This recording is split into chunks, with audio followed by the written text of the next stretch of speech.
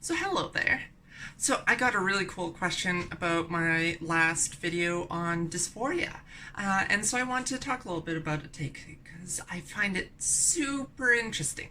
And that question is, how is dysphoria different from general body anxiety that most people experience, especially going through puberty?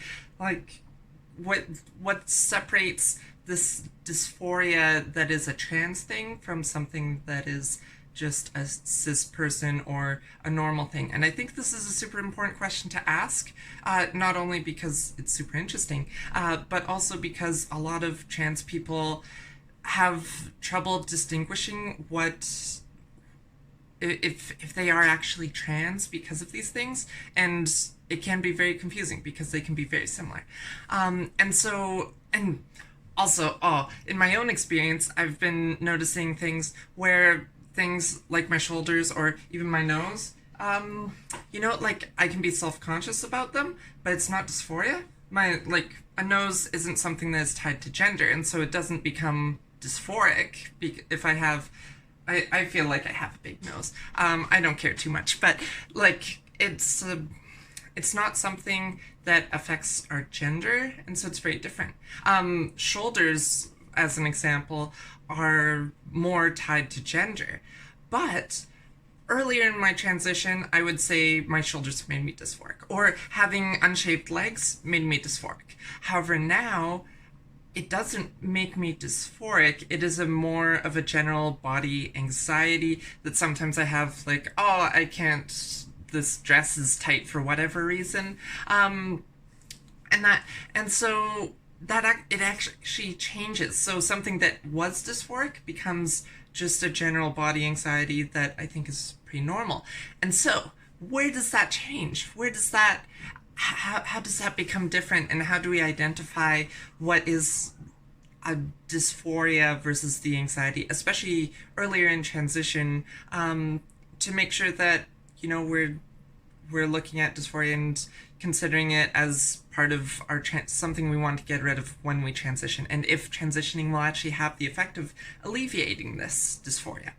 And so what I think is the difference, and this is just from my own experience, but I feel that the difference is that with dysphoria, it is something that removes our gender or negates our gender identity, where general body anxiety, it's like, oh, this isn't a model quality part of me, but the but we still feel like ourselves. We still have our identity, and we still have our gender that everyone can identify us as, and we can identify ourselves as.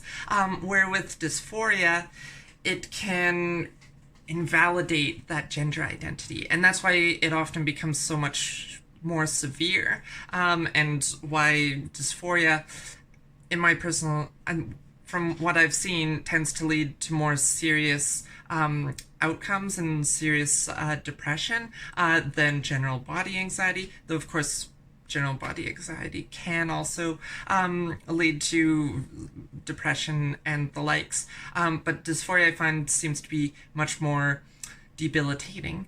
And that's because it attacks our identity, and it can attack us seeing ourselves as our identity, or it can affect how other people see us as our identity. So with, like, short hair, for example, it can be very easy for people to misgender us, and that is a large source of dysphoria. Where if we just didn't like our haircut as like a general feeling that wasn't dysphoric, then it sucks, and might feel crappy going out and being seen by people and not being seen the way that you want to be seen, but you still have your sense of self-worth and identity there with you. And so I think that's sort of the key to it, where dysphoria, it kind of takes that away, even if it's just perceived. Like, we may have short hair but still pass perfectly fine, but we might perceive that it is something that negates our gender identity, and thus it becomes dysphoric.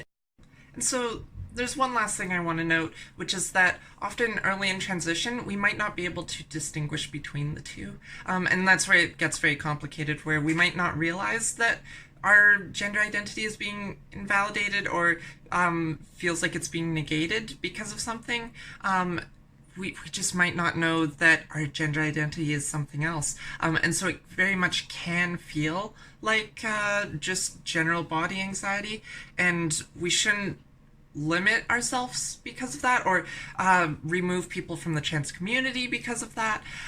We should let people explore, and ourselves, we should explore. And, you know, gender identity is a lot about expression, so just finding how that works and being open about it. And so I really dislike all the there's often a lot of gatekeeping around you need dysphoria to be trans, and it's a confusing thing. People don't always know that they have dysphoria early in transition, and so we need to be accepting and let people explore. And you know, there's a strict process to get hormones in place. You know, so I'm don't worry too much about like trans. I hate that. I hate that people use that, but you know, just let people explore and figure themselves out, and with time, it'll work out because it takes a lot of time to figure out one's gender identity and to, yeah, see the difference between dysphoria and just general body anxiety.